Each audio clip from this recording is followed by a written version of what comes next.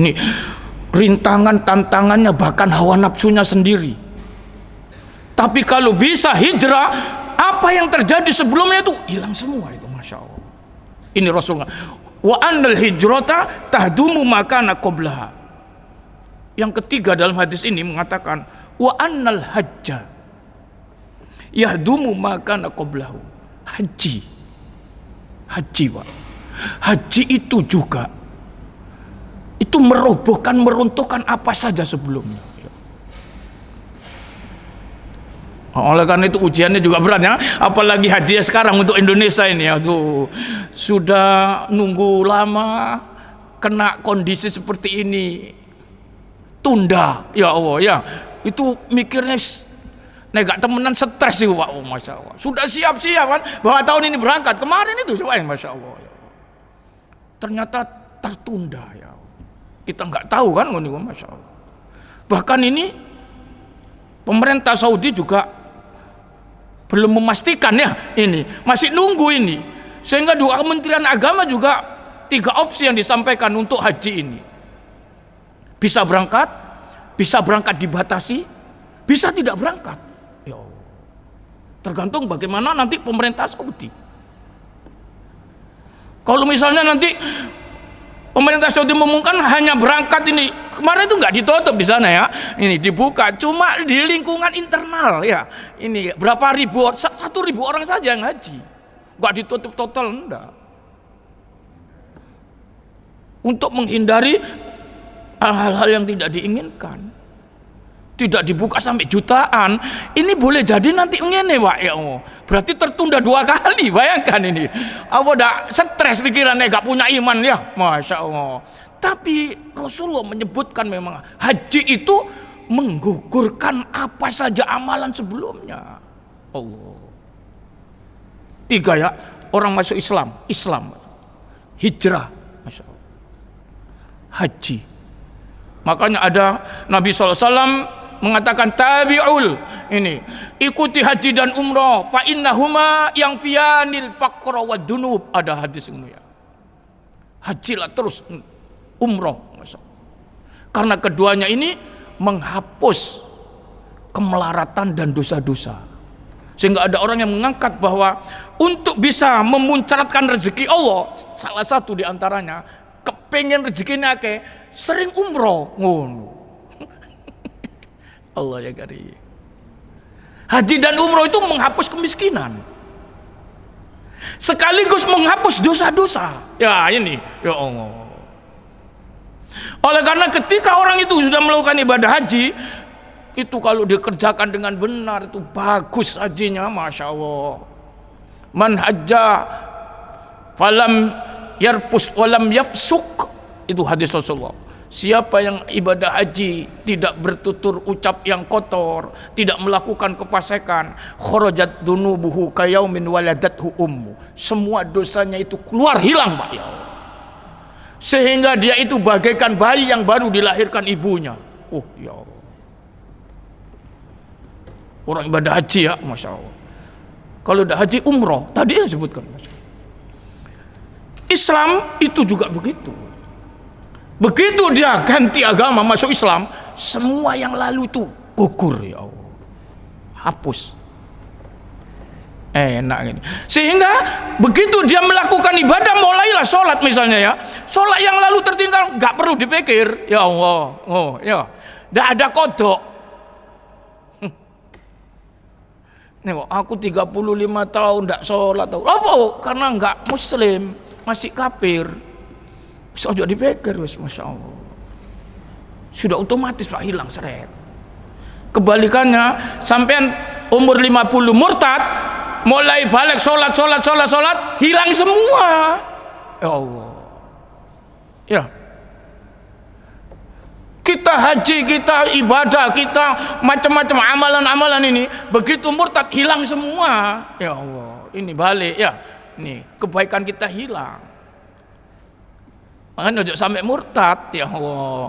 Ini sungguh beruntung orang itu kalau bisa masuk Islam.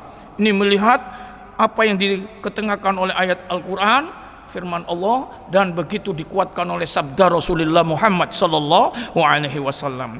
Jadi melihat ini wal muradu annahu yadhabu athar al ma'asi allati qarafaha hala kufri. Jadi dalil-dalil ini memberikan keterangan bahwa Islam itu kalau sudah masuk Islam, yadhabu atharul ma'asi, menghapus pengaruh bekas apa yang pernah dikerjakan dalam kemaksiatan hala kufri pada waktu kekafirannya. Mungkin minum, mungkin zina, mungkin hilang kabeh Pak ya.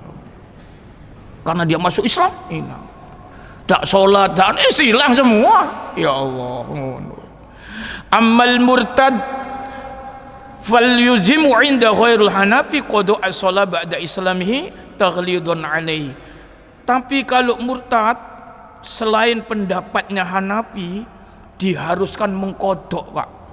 Seperti ya sudah Islam sejak balik mulai kecil, mungkin terpengaruh sesuatu lalu dia tinggalkan Islam, keluar dari Islam, jadi kafir, maka amalan baiknya itu gugur kalau sampai mati.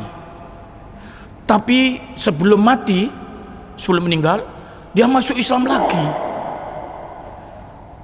sehingga kemurtadannya itu cuma dirasakan 2 tahun misalnya ya, atau 5 tahun misalnya ini. Mungkin ada pengaruh-pengaruh lain lagi, terus dia masuk Islam. Maka ini pendapat selain Hanafi ya, dari murtadnya terus masuk Islam itu wajib mengkodok sholat. Ini pendapat ya. Ini gak enak ya. Ini makanya ojo sampai murtad ya, pertahankan. Itu sebabnya Allah mewanti-wanti ya kepada kita ini ayat yang selalu dikumandangkan pada khotib setiap khutbahnya ya. Ya ayyuhalladzina amanu taqullaha haqqa tuqatih wa la tamutunna illa wa antum muslimun. Wahai orang Islam, wahai orang beriman, bertakwalah kamu kepada Allah sebenar-benar takwa. Jangan sekali-kali kamu mati ya. Kalau sudah Islam ya, sudah bertakwa, jangan sekali-kali kamu mati kecuali mati muslim. Masya Allah. Sudah Islam murtad mati, jangan. Ini pesannya Allah. Jangan kamu sekali-kali mati kecuali mati muslim. Illa wa antum muslimun. Karena konsekuensinya amalan yang pernah kita bangun itu hilang. Ini nek mati ya, nek tidak mati terus masuk Islam. Ini pendapat selain Hanafi. Kita disuruh mengkodok selama kita tinggalkan itu. Selama murtadnya 2 tahun, tidak sholat 2 tahun kan, maka itu harus mengkodok. Falayuzimhu inda ghairil hanafi qada'an shalah ba'da islamihi. Disuruh sholat, masya Allah. Wali annahu iltizamuha bil Islam, karena sesungguhnya keharusannya itu karena dia masuk Islam yang selama ini sempat ditinggalkan. Asalnya muslim ya, terus murtad, terus Islam lagi jadi muslim, maka selama kemurtadannya itu disuruh kodok. Ini pendapat selain Hanafi. Tapi kalau Hanafi, ulama-ulama di kalangan mazhab Hanafi, wala qada'an alaihi indal Hanafi kal kafir asli. Selama murtadnya itu tidak ada kodok, dianalogkan seperti kafir asli gitu. Itu sebabnya menurut Hanafi ini Pak, nanti akan dibahas kita ya, akan membahas berkenaan dengan sholat kodok. Sholat kodok itu Hanafi, kodok itu baru ada kalau tidak kurang dari 5 waktu. Itu Hanafi. Sehingga ketiduran, lupa misalnya, sampai 4 kali sholat tidak dikerjakan, ini pokok tidak kurang dari 5 waktu sholat itu harus kodok. Kalau lebih ya, sehari semalam sampai 2 hari, 5 hari tidak sholat, tidak ada kodok. Apa tobat? Itu prinsipnya Hanafi. Menyesali, tobat. Banyaklah sholat sunnah. Tapi selain pendapat Hanafi, 1 bulan tidak sholat kudu nyaur, masya Allah.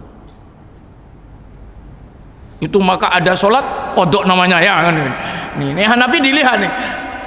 Kalau Rasulullah SAW itu pernah kan mengkodok itu kan, mengkodok. Kenapa? Karena ketiduran. Pernah Nabi itu dalam satu perjalanannya bangun matahari sudah meninggi, belum sholat subuh. Akhirnya dia perintahkan Bilal adzan subuh tapi sudah matahari tinggi, Pak. Masya Allah ya, coba ini ya. Terus hari ngono Nabi sholat sunnah, ya Allah, makanya disuruh komat sholat subuh. Bayangkan ini subuh tidak pada waktunya, ini namanya kodok karena ketiduran.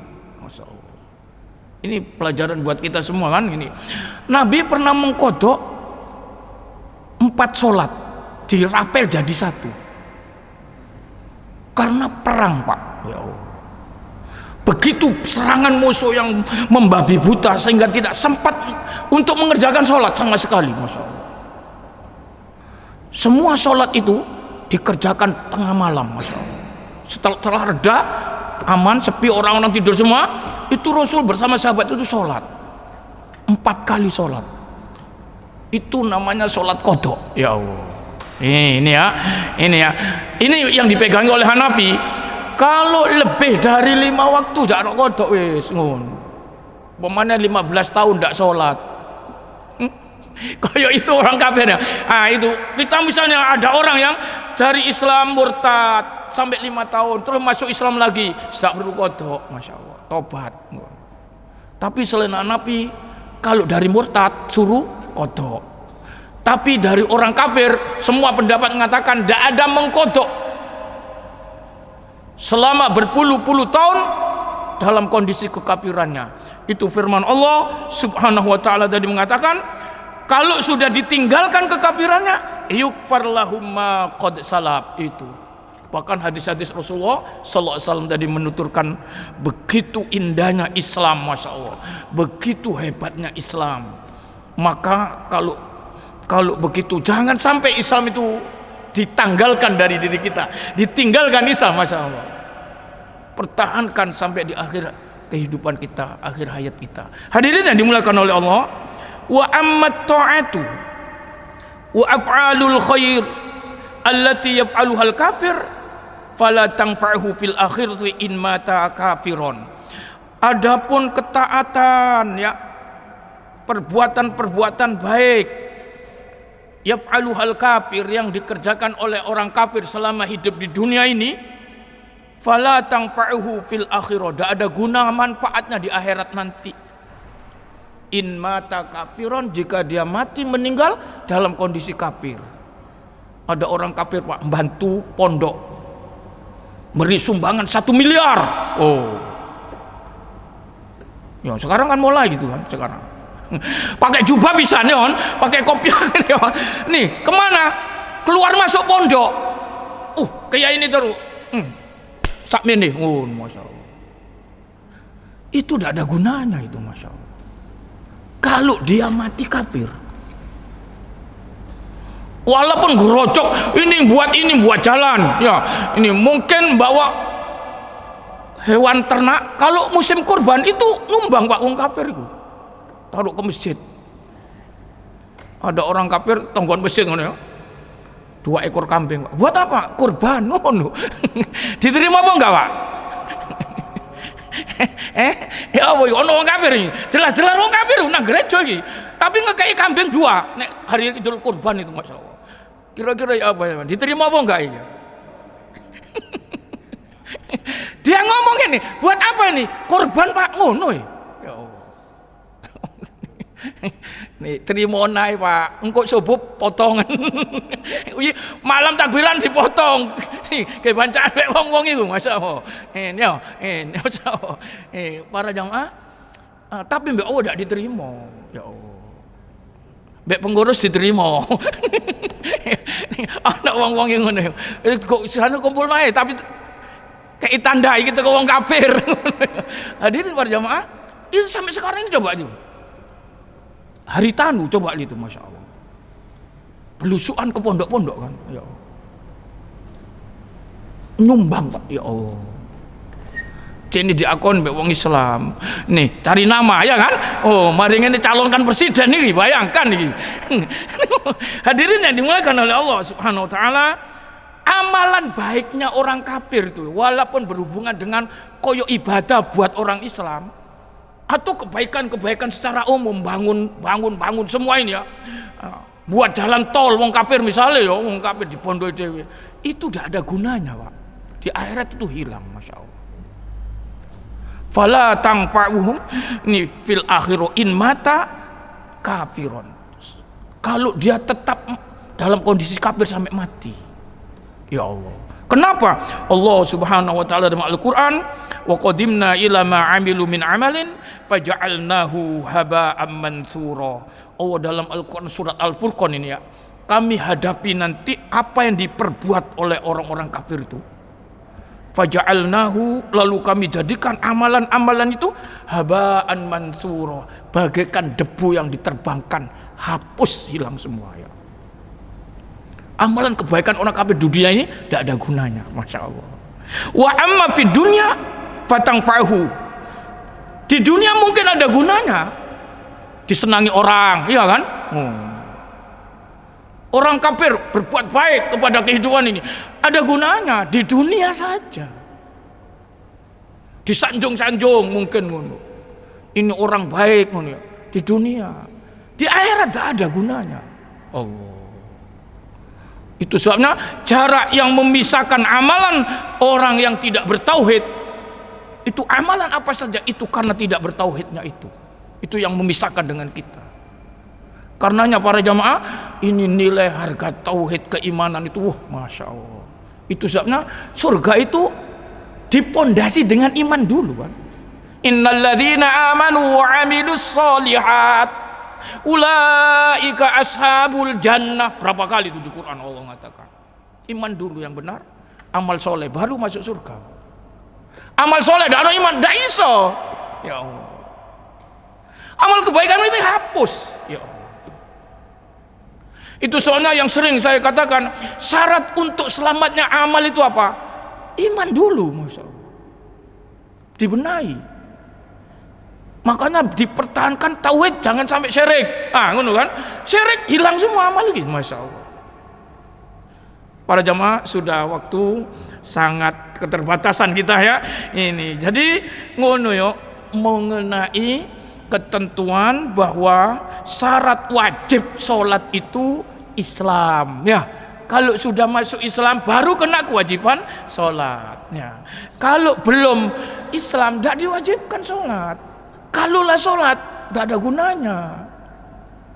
Masuk masjid ikut bang ini. Oh, ada di Cina dulu kan ikut wudhu kan, masya Allah. Karena COVID itu rupanya benci dengan orang wudhu. COVID itu tidak suka Pak dengan orang wudhu, tidak mau ya kan. Ini orang ke masjid sholat tidak mau itu kan, sehingga orang-orang Cina pada waktu itu melihat ini melok wudhu deh, melok sholatnya ini gak ada gunanya. Gunanya gone donya tok, tidak kena COVID ngono mau ya. Makanya jadi ini masjid kok gak ada protokol prokes gitu. Hadirin para jamaah, mudah-mudahan ini ada guna manfaatnya. Masih diurai nomor 1 masih ya. Nomor 1, syarat wajib sholat itu Islam.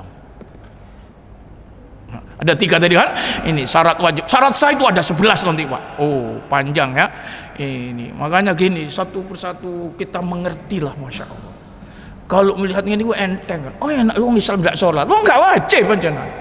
Kon salamu mlebu Islam. Makanya kena wajib sholat kon. Ya, makanya murtato. soro kok nek murtad. Naudzubillah, masya Allah. Mudah-mudahan ada manfaatnya. Barangkali ada pertanyaan, silakan yang mau bertanya. Waalaikumsalam warahmatullahi wabarakatuh. Baik para jamaah, ini memang memang betul-betul terjadi nih ya, sampai hari ini ada juga ini ya. Kadang mungkin supaya toleransi menurut mereka ya, maka mereka memberikan kemanfaatan untuk dunia ini, hartanya, sampai memberi buka kalau Ramadan. Kalau tadi saya contohkan hari raya kurban, nyumbang kambing kadang ke masjid. Bagaimana itu? Itu jelas bahwa selama dalam kekafirannya ya nggak diterima oleh Allah Subhanahu wa taala. Nggak ada gunanya di akhirat. Selama dia mati dalam kondisi kafir. Ini tadi belum selesai ya. Tapi kalau dia masuk Islam itu dipahalai nanti yang sudah baik-baik itu, Pak. Mungkin pertanyaan ini kepada kita, bagaimana kita sebagai muslim jika ada sumbangan dari orang kafir, baik itu misalnya untuk berbuka makanan, diterima apa enggak ya? Kan? Ini boleh enggak kita menerimanya, Masya Allah. Para jamaah, kira-kira nanti sampean jadi pengurus diterima enggak, Pak? Kira-kira, Pak? Gak usah ini.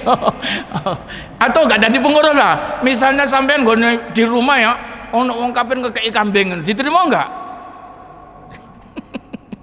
Nih, ngekei makanan selama barang atau hadiah disampaikan itu secara datnya tidak menyangkut barang yang haram ya. Kambing duduk babi. Karuan nggawa babi ngene. Iki kambing ya ngono. Kambing halal kambingnya. Secara datnya kambing halal. Terima. Makanan didelok ngene. Makanan.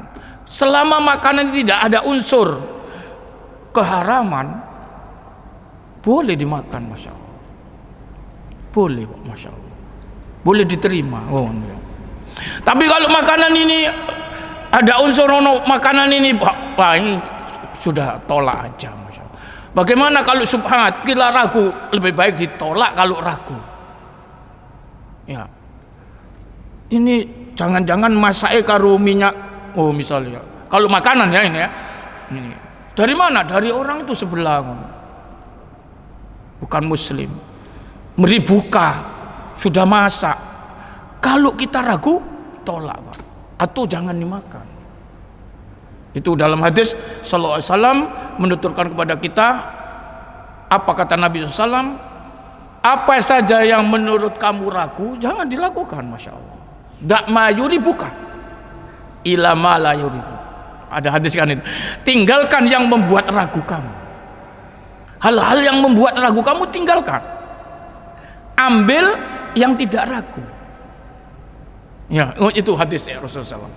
Kalau meragukan tolak. Kalau enggak ini halal ini, uang yang diberikan ini sembako, misalnya jelas halal, barangnya itu halal, boleh diambil. Kambing bukan babi, ngono. Nih dibuat korban, ambil, ngono aja. Buat mereka sendiri, kalau sampai mati dia kafir, gak ada gunanya. Di akhirat gak ada apa-apanya sudah. Hilang, lenyap. Mungkin berguna, cuma berguna tangfa'u fi sa'atin rizquhu wa ma'isyatuhu. Di dunia saja. Berguna dalam kehidupannya, ini berguna rezekinya, semakin orang tambah senang mungkin ngono di dunia. Di dunia. Akhirat tidak ada gunanya.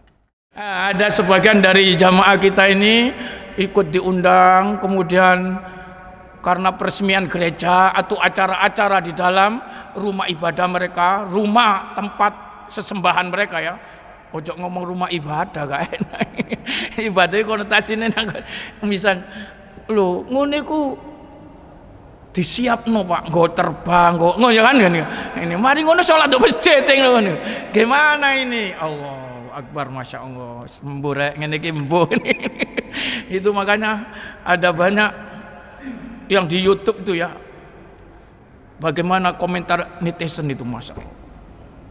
Orang-orang yang membaca ngono. Kok iso lho, Masya Allah, sholawatan ngene gereja ngono.